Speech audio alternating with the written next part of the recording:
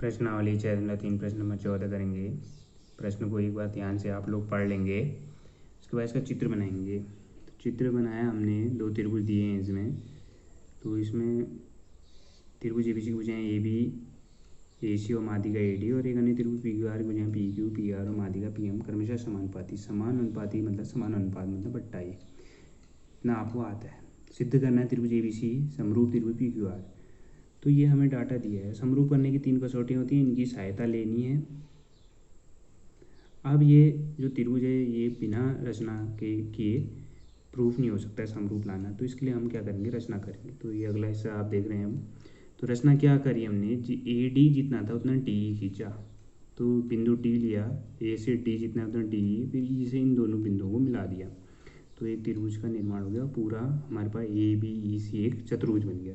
इसी प्रकार यहाँ पे PM बराबर MF खींच दिया रचना से ये रेखा। तो फिर ये शीर्ष और इस शीर्ष से इसको मिला दिया, तो हमारे पास एक चतुर्भुज बन गया। अब हमें इतना पता है कि ये दूरी और ये दूरी बराबर है, और ये माध्यिका है, AD माध्यिका है। माध्यिका क्या करती है, जो रेखा पे पड़ी होती है उसको 2 बराबर भाग, मतलब यहाँ पे ये दूरी और ये दूरी भी बराबर भी। इसी प्रकार यहाँ पे माध्यिका ये है PM, तो ये पड़ी है PQR पे, तो ये दूरी बराबर है। वो इतनी दूरी बराबर ये खींचा है, ये हमारी रचना है। इतना आपको, इतना चित्र के द्वारा और रचना के द्वारा इतना आपको समझना है। तो ये चित्र दिया है, रचना के द्वारा ऐसा हो, यहाँ पे आप लिख लेंगे क्या रचना करी है। अब हमें त्रिभुज को समरूप करना है, और त्रिभुज जो समरूप करने हैं वो बड़े त्रिभुज हैं। ये आपको दिख रहे हैं, त्रिभुज ABC और PQR को समरूप करना है। अब क्या किया जाए, देखिए इस चतुर्भुज में देखें ये दूरी बराबर है, ये दूरी बराबर। अब आप जानते हैं कि चतुर्भुज में ये क्या दिख रहे हैं, विकर्ण परस्पर संधिभाजित कर रहे हैं। तो इसका मतलब ऐसा चतुर्भुज जिसके विकर्ण परस्पर संधिभाजित करते हैं वो समांतर चतुर्भुज है। तो ABEC और PQFR ये समांतर चतुर्भुज क्यों है। समांतर चतुर्भुज आपके समझ में आ गया है। समांतर चतुर्भुज के विकर्ण परस्पर समद्विभाजित, ये विकर्ण बढ़ रहा है इसके द्वारा, तो ये दूरी बराबर ये दूरी बराबर ये दूरी हमें पता है। ये रचना से आया है और ये दिया है माध्यिका की प्रॉपर्टी। अब ये दोनों हमारे पास क्या हो गए, समांतर चतुर्भुज। पहले इतना हम लिख लेंगे। तो रचना हम उत्पत्ति में आए, ये दिया है, ये रचना इतना आता है। तो चतुर्भुज ABEC आपको दिख रहा है, ये और ये बराबर ये दूरी बराबर, वो हमने पूरा भाषा में लिख दिया कि चतुर्भुज में विकर्ण एक दूसरे को बिंदु T पे बजाता ABCD एक समांतर चतुर्भुज के विकर्ण परस्पर संधिभाजित करते हैं। ऐसा चतुर्भुज जिसके विकर्ण परस्पर संधिभाजित करते हैं वो समांतर चतुर्भुज। अब मैं यहाँ पे भी इसी प्रकार लिख दूंगा। इसके बाद इसी प्रकार ये लिखा। अब हमें ये दिया है AB/PQ, आप देख रहे हैं दिया है, मैं मेंशन है पूरा। अब हमने ऐसा क्यों किया, देखिए AC जो है वो किसके बराबर है ये आप जानते हैं। चित्र को देखिए आप, AC भुजा समांतर चतुर्भुज समूह, ये भुजा इसके बराबर लिख सकते हैं।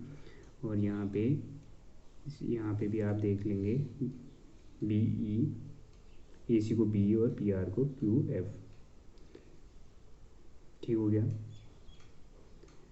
इसके बाद इसको 2 से गुणा करा दोनों पक्षों में कर सकते हैं, नो चेंज, ऐसा लिख दिया। देखिए ऐसा क्यों लिखा, अब आप मेन ड्रॉ आप ऊपर देख सकते हैं, AB/PQ आपको दिख रहा है, AB/PQ, BE/QF और AE/PF। तो ये किस त्रिभुज में दिख रहा है आपको, ये भुजाओं का अनुपात जो है ये बराबर दिख रहा है आपको। ये त्रिभुज जो आपको दिख भी रहा है, ये त्रिभुज दिख रहा है, ये इस त्रिभुज में भुजाएं समानुपात में। तो ये त्रिभुज ABE और PQF क्या है, हमारे पास समरूप त्रिभुज है। इतना आपको आ गया होगा। ऐसा क्योंकि आप एक चीज़ और आपके दिमाग में टारगेट होना चाहिए कि हमें बड़ा त्रिभुज समरूप लाना है। तो उसके लिए आपने पहले ये जो त्रिभुज इधर को बनाया, छोटा त्रिभुज, तो इधर वाला छोटा, ये दोनों त्रिभुज आपने क्या करने हैं, समरूप करने हैं। इतना आपने ध्यान रखना है। तो ये वाला त्रिभुज जो इधर साइड को बना है, ये इधर साइड को बना है, ये इन दोनों को समरूप कैसे होंगे, समरूप। तो ये आपके दिमाग होना चाहिए, ऐसा करेंगे। ऐसा करके जब त्रिभुज समरूप हो जाते हैं तो उनकी संगत भुजाएं बराबर होती हैं। संगत भुजाएं समानुपात में होती हैं, संगत कोण बराबर होते हैं, तो कोण बराबर हो जाएंगे। अब आएंगे इसके विपरीत तरफ ये।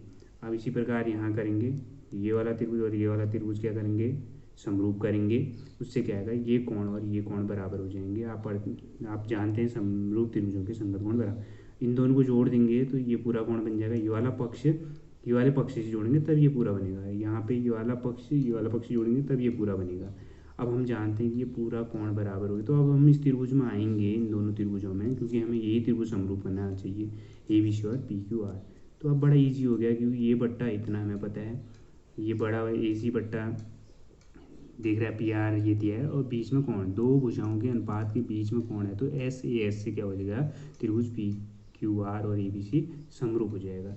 तो कुछ नहीं था इस प्रश्न में, सिर्फ हमें रचना पे ध्यान देना है, रचना हमने क्या करी है और क्या हमने स्टेप फॉलो करने हैं, और हमारा आंसर, हमारा टारगेट अचीव हो जाएगा। अब इसको लिख लेते हैं कैसे करेंगे। तो कैसे इसको लिखेंगे, इसको आप एक बार ध्यान से देख लीजिए।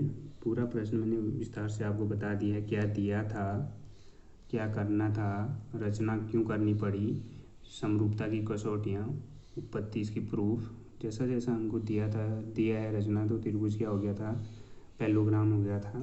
तो इसी प्रकार ये भी हो गया। तो जब ये हुआ तो ऐसी चीज़ें हमें दी थी, तो इसे ऐसा क्यों लिखना पड़ा, ये हमारे दिमाग में होना चाहिए कि हमने जो इधर साइड वाला त्रिभुज और इधर वाले त्रिभुजों को पहले समरूप करना है, इसी प्रकार इधर वाले त्रिभुजों को समरूप करना है। आप इसकी इतना लिखने के बाद फिर यहाँ आए, तो ये कोण बराबर क्यों है आप जानते हैं, समरूप संगत कोण बराबर, इन दोनों को जोड़ना आपको आता है, जोड़ने से कोण, पूरा बड़ा कोण ये बराबर हो गया, जो त्रिभुज में हमको चाहिए भी था ये त्रिभुज। तो ये दोनों कोण बराबर हो, तो ईजिली त्रिभुज A B A C, A B C, P Q R, कुछ भी बोलो, तो हमने वो लिख दिया, त्रिभुज ए बी सी और त्रिभुज पी क्यू आर में ए बी बट्टा पी क्यू बराबर ए सी बट्टा पी आर, और अगला ये जो हमारे पास है इसमें कोण B A C Q P R, तो ये दो भुजाओं के अनुपात के बीच में कोण है, तो ऐसे समरूपता को सोचिए, त्रिभुज ए बी सी क्या हो गया, समरूप हो गया, त्रिभुज पी क्यू आर की प्रूव्ड हो गया। बहुत इंपॉर्टेंट